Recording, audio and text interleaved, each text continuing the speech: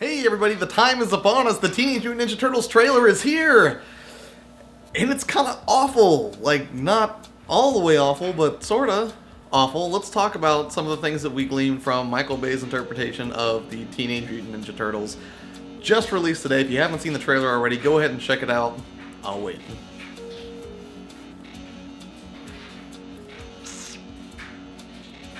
Alright, done? Good. 5 different things we noticed about the Teenage Mutant Ninja Turtles trailer. First up, Megan Fox is back, despite the fact that she said some fairly horrible things that got her banned from Michael Bay Productions for a time. She is back as April O'Neil, and at the very least, what we can say is they totally got the costume right for the few brief glimpses that we get to see her as April O'Neil.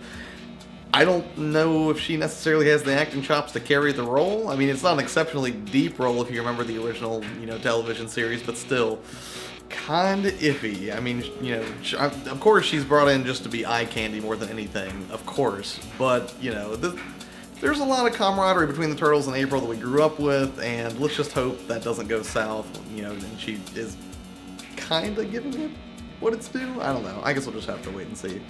Next up, this was actually kind of a cool thing that kind of distracted from the points that I'm leading up to.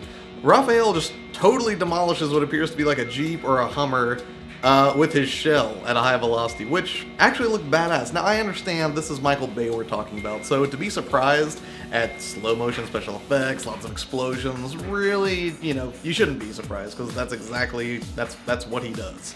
If you've seen Transformers, you totally know that. But anyways, Raph slams shell first into this thing and just obliterates it, and it looks awesome. I'm sorry, but it totally does.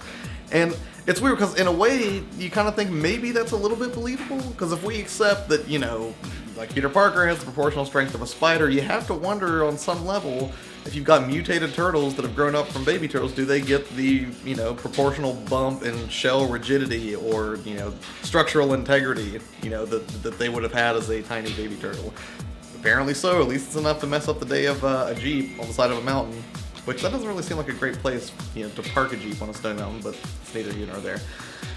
Unfortunately, while the shell scene looks pretty awesome, good lord, it's horrifying seeing Michelangelo without his mask. And a lot of people online already pointed out and made the connection that Michelangelo without his mask basically looks like the Goombas from the Super Mario Bros. Movie. Here, go ahead and take a look.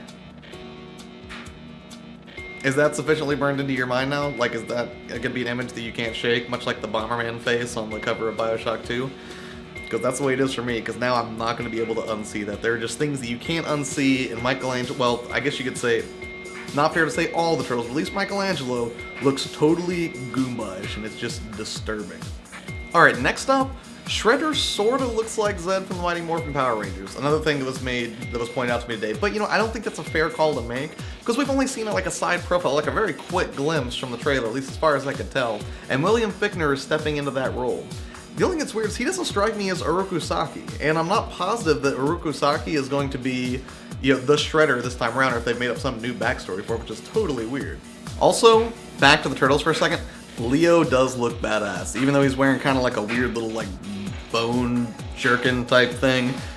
He looks as stoic and leaderly as ever, because Leo is everybody's favorite. Or maybe not everybody's. My personal favorite has always been... Oh gosh, I don't even think I can pick one. I would love to pretend that I have one of mine, but I don't, because I like them all equally, I guess. But Leo in particular, it seems like they've totally nailed that. I just hope none of them ever take their masks off again, because that image will live on forever.